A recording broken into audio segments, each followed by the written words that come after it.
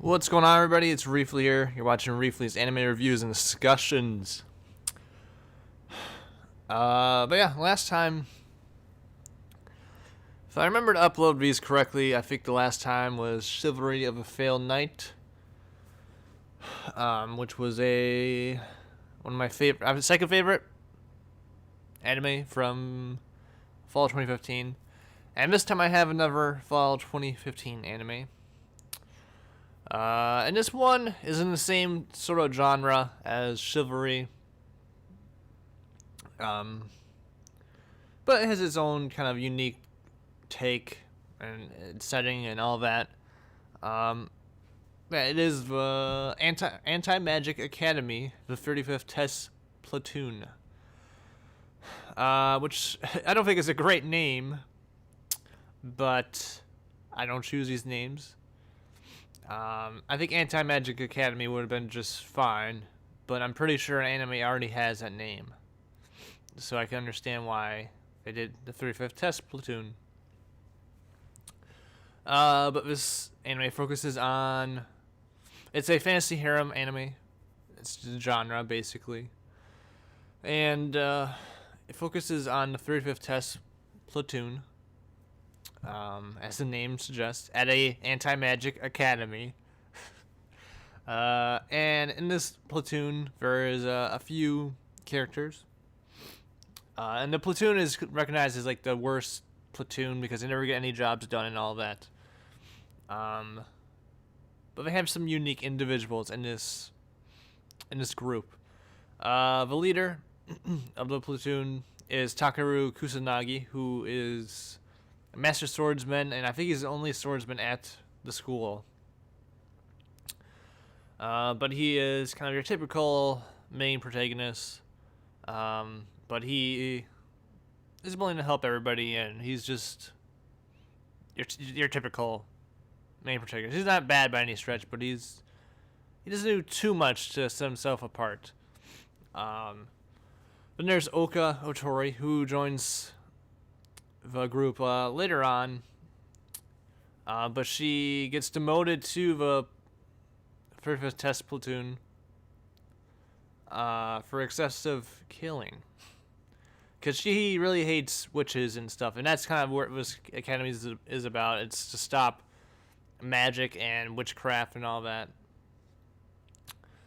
Because the setting, I guess I should point out, is like a modern fantasy setting. Like, there's just your typical, you're in a city like you would see today and all that. But there's magic and all that all around. There's guns and all that stuff. So it's all over the place. But she, like I said, is demoted to the platoon, and she eventually is, kind of adjusts to the group and likes it. But at first, she doesn't really care for it.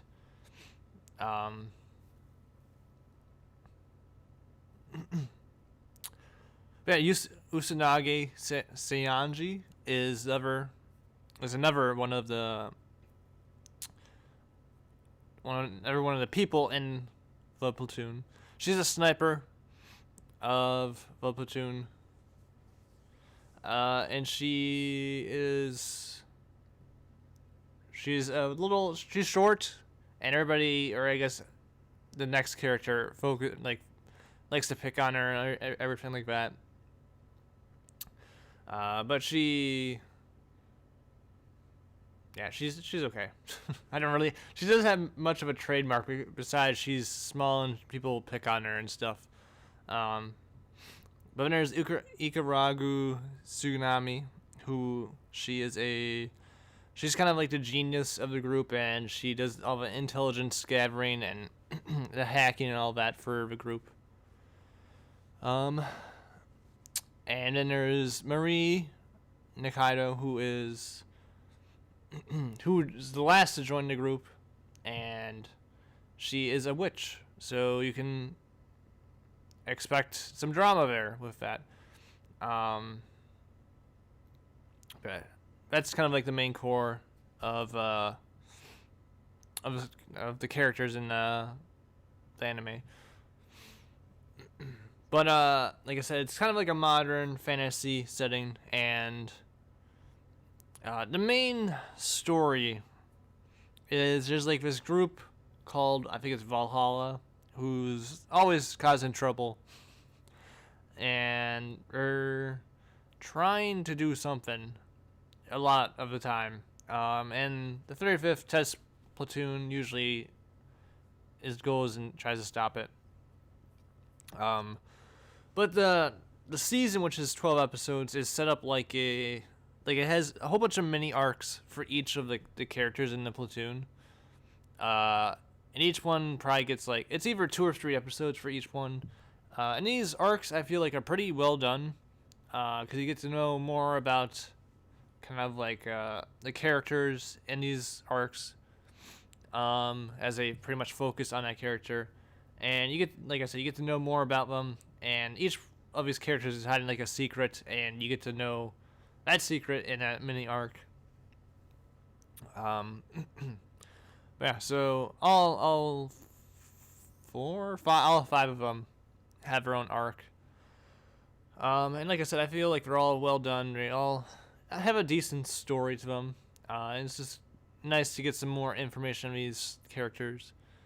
The main story throughout like these mini arcs is kind of the main story is kind of doesn't really, it has trouble connecting all of these arcs, but it tries, and some of them are much better than others.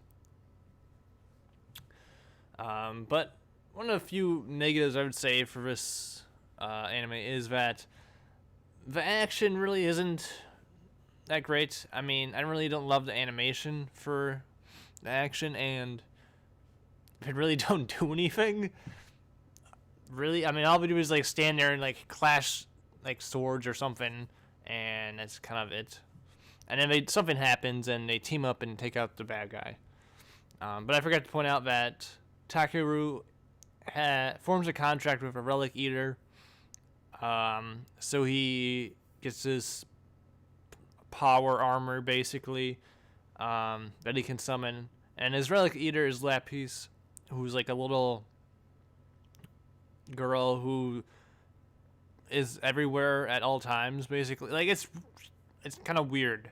Just imagine like somebody who's like in the Matrix and just can teleport wherever and really don't have any concerns. But Takeru's one of those, and then also Oka is one of those, but she's has her issues with hers, and that gets talked about throughout the season. But yeah, I mean, I really can't like put my finger on why I like this anime like as much as, or better, more than like your average anime in this kind of genre. Like, I just feel like it has a solid story all around, and the characters are just solid. Everything's just really solid about it. There's some funny moments every so often, and yeah, I just feel like it's just overall done pretty well. It is it's oddly dark at times too. Like, characters will die. Not the main. I'll say this, not the main characters, but just people will die, and you always forget that happens in this show for some reason. Like, it doesn't seem like that kind of show where people will die, but people do die. It's kind of weird. And then especially, I think it's like the last few episodes focus on Takeru and somebody he knows, and it's pretty dark and messed up at times, with his arc, because the person he knows like turns into like some Bloodborne type of stuff where it's just really messed up, and you're like, what is going on? Yeah, it's pretty messed up and dark. It's really surprising too. But yeah, it's actually pretty well done. Yeah, that just, the setting, I really just kind of like the setting. Like, I just like the characters. It has this odd darkness to it, which you don't really see usually in this kind of genre. I just feel like it's well done, and it'll keep your attention and keep you watching throughout the season. It's not gonna blow you away by any stretch, but you'll probably enjoy just watching each episode. But I'd probably give it like an 8 out of 10. It's better than your average fantasy harem for sure. It's probably my 4th favorite anime from last season, and it was just a fun watch. But yeah, it should be it. I don't think I have anything else to say. I'm trying to think if I do.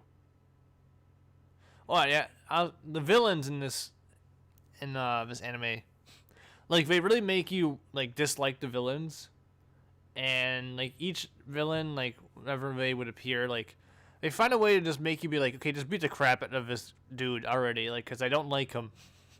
Like there's like a main villain where you just like want them to just beat the shit out of. But he always comes back, a little bastard. And there's another guy in like, I think middle of the season that deals with Usagi's kind of arc, and you really want them to beat the crap out of him. So we do a good job with that. They make you dislike the villains, which not every anime can do. But anyways, so let me know in the comments below what you thought of Anti-Magic Academy. I'm probably guessing that I'm in the minority with liking it as much as I do, because I didn't really see too much hype for this anime, but I thought it was pretty well done and pretty decent. Yeah, and next time will probably be another fall 2015 anime. It'll probably be the last one, but it's in the same genre as this, as Anti-Magic Academy. But yeah, and then after that, I mean, the winter season has begun. So I won't have any new reviews for probably a month, like 2 months. But I'm planning on kind of cleaning up my backlog of reviews. There's one anime which is like 20 years old that I want to talk about. And there's one of my favorite anime that I'm going to plan on reviewing the first season of.